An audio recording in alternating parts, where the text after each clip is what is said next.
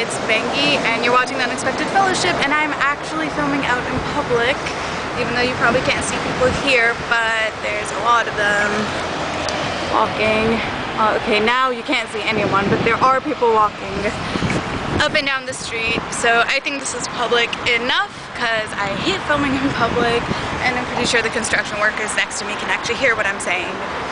So this video is going to come in two parts because there's two things I really want to talk about this week. The large group of people. I really should have chosen the pie in the face punishment. The first thing I want to talk about is something actually quite serious. It's what's going on in Turkey right now. As most of you know, I'm Turkish, and obviously this is really affecting me right now. What's going on is there's a pretty evil government in Turkey. Tayyip Erdogan has been the prime minister for the past 10 years, and I've hated him for the past 10 years. So a couple days ago there was a peaceful protest in Taksim Square protecting Gezi Park, and it was a very peaceful protest with just people having a picnic and reading and maybe chanting, but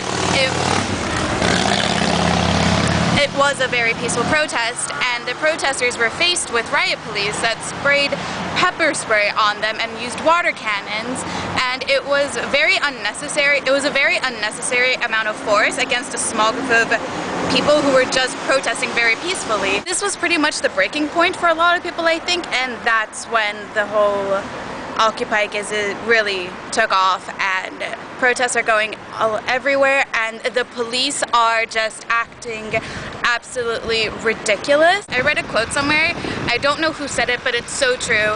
It's as if there was a war going on in Times Square and no American media was covering it. That is exactly what's happening in Turkey right now. So for all the people who aren't in Turkey, like me, the most we can do is just spread the story and see if there are protests going around locally wherever you are, because I know that there's one happening in Montreal pretty soon. I'll put the link down in the comments for that. There's a lot of sources that are covering this story, like SXE Phil and SourceFed on YouTube and CNN and The Guardian, so if you guys could share as much of those as possible, it would be great. The second thing I wanted to talk about is actually quite the opposite of depressing, I think. It's Matt Smith leaving Doctor Who.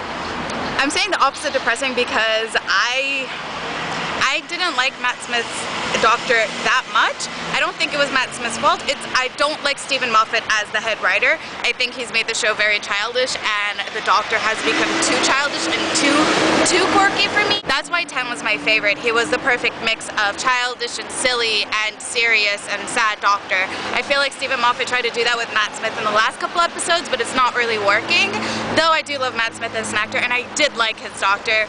I think that this is Doctor Who. The whole point is that we get a new Doctor, that there are regenerations, so I'm really excited to see who's going to be taking over for him. I would really love Hugh Laurie to be the Doctor, because I feel like if Hugh Laurie's a Doctor, even Stephen Moffat can't fuck that up, because there's no way he could make someone like Hugh Laurie be too silly. Like, okay, true, young Hugh Laurie in Blackadder was pretty silly, but his face now, I feel, is too rugged to be too silly, so I feel like he'd be more like of a 9 Eccleston dark humory type of Doctor, and I really think it's time to have some more darkness in Doctor Who. I think it's been too childish lately, but yeah, so those are just my opinions on the new Doctor and Matt Smith leaving. I think Matt Smith is really smart for leaving right now. It's just like what David Tennant did.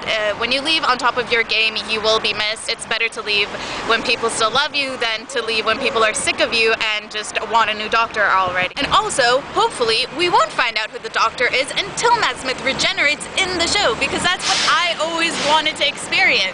I've never experienced that. I knew that Matt Smith was going to be the next Doctor because there were newspaper articles about that way before the end of the season. So yeah, please, Stephen Moffat, try and keep it a surprise this time. I'm actually getting really cold, and I think I'm gonna start heading back. See you guys next week. Bye!